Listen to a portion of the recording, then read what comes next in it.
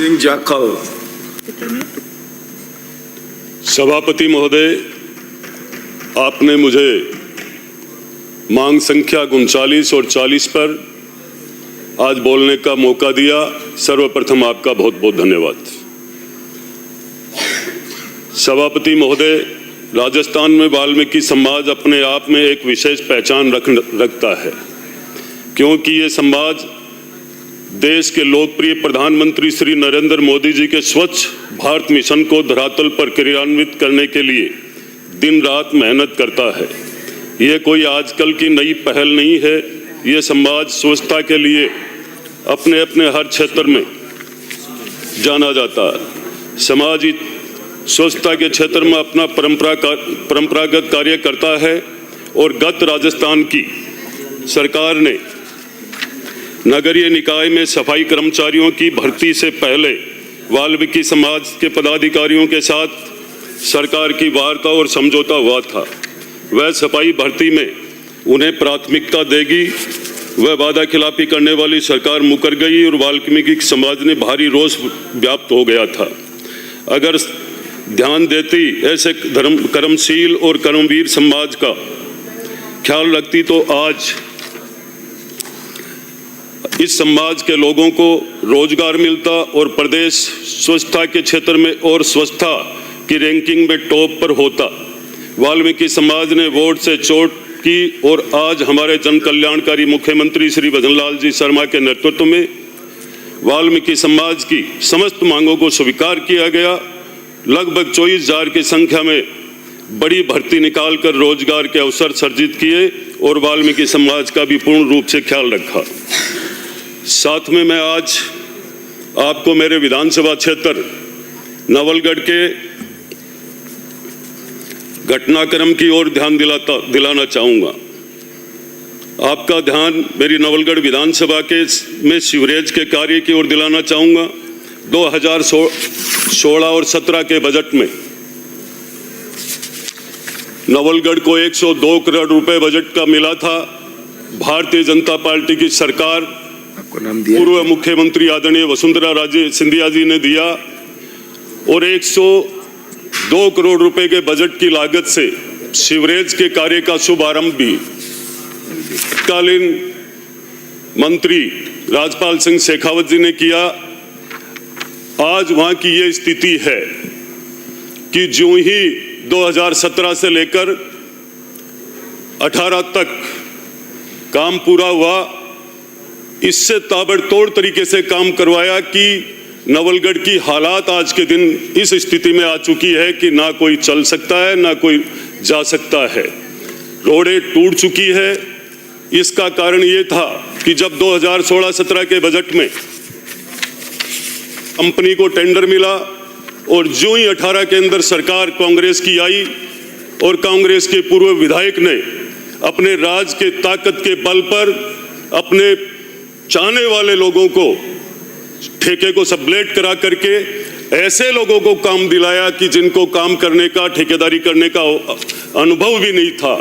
इसी की वजह से आज नवलगढ़ के अंदर सीवरेज का काम अच्छा नहीं हुआ। कहीं पे सीवरेज के ढक्कन ऊपर लगे हुए हैं, कहीं पे सीवरेज के ढक्कन नीचे है। साथ में जो जमीन में भूमिगत जो पाइपलाइन डाली गई थी उसका कोई अलाइनमेंट सही नहीं है। निरंतर लीकेज होती है और सदैव एक ना एक शिकायत नवलगढ़ नगरपालिका की डेली आती है इस बात को लेकर के कि सीवरेज का पानी पीने के पानी के अंदर मिल रहा है। तो मैं आप सबसे यही निवेदन करना चाहूंगा, आपके माध्यम से सभापति महोदय, मंत्री जी से यह कहना चाहूंगा कि आपको यहाँ अफसर भी सारे अधिकारी विराजमान है, सबसे पहले इसकी जांच करानी चाहिए क्योंकि लोगों के जीवन के साथ खिलवाड़ हो रहा है। ये साथ ही नवलगढ़ के अंदर इसके बाद में सारी रोडें तोड़ी गई। रोडें टूटने के बाद नवलगढ़ शहर के आसपास की जो मेन हाईवे से कनेक्टिविटी है नवलगढ़ शहर की, सारी रोडें टूट चुकी है। नवलगढ़ शहर को ज्यादा से ज्यादा रोड देकर के नगर पालिका को और लोगों के लिए आवागमन के लिए निजात मिले, उनको मेरी आप सबसे मांग है सभापति महोदय आपके माध्यम से। नवलगढ़ शहर के अंदर, नवलगढ़ नगर पालिका में आज के दिन इतने आवारा पशु है, उन आवारा पशुओं के लिए स्थिति ये रहती है कि दिन में कई बार बूढ़ी माताएं बहनें जब मंडी में कोई दुकानों पे कोई शॉपिंग करने के लिए परिवार फैमिली के साथ जाती है, आवारा पशुओं का बहुत बड़ा आतंक है।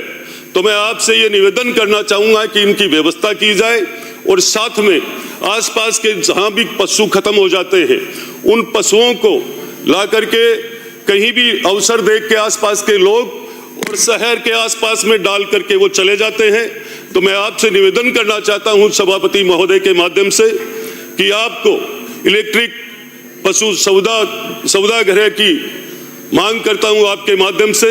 साथ ही नवलगढ़ शहर, नवलगढ़ नगर पालिका में हवेलियों को देखने के लिए और टूरिस्ट नवलगढ़ में बरसों से पीढ़ियों से आते जाते रहते हैं।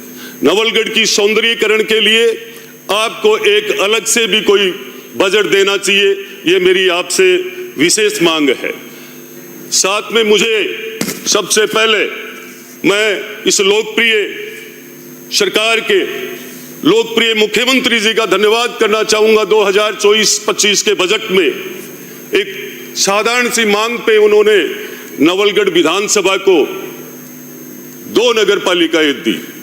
2 नगर पालिकाएं नहीं है, वो जिले में बहुत बड़ी मिसाल बनी और जिले में साथ में सुल्ताना में भी दी, जिसका आपने रिजल्ट, जिस विकास का रिजल्ट आपने उपचुनाव झुंझुनू में भी देखा था।